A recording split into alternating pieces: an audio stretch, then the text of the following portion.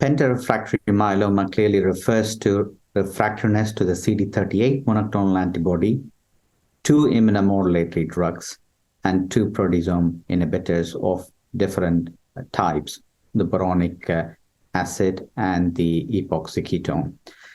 The proportion of patients who have penta-refractory disease is gradually rising because more and more patients are getting more lines of therapy. So this is a here and now problem for us. The challenge here is retrospective data shows that the overall survival of these patients can be significantly less than 6 months. Therefore, meaningful drug classes have to be brought in to improve response rates in these patients.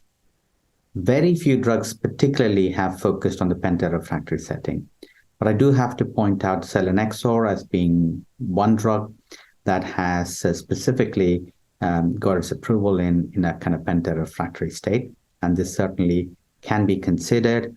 We now have the approval of Selinexor Balcatex in the UK for patients. It's MHRA approved. It's not NICE reimbursed, but it's MHRA approved. But that's for more earlier relapse patients based on the Boston study. But the point I'm making is Selinexor does have some effect in the penta-refractory state, and it's a very different drug class.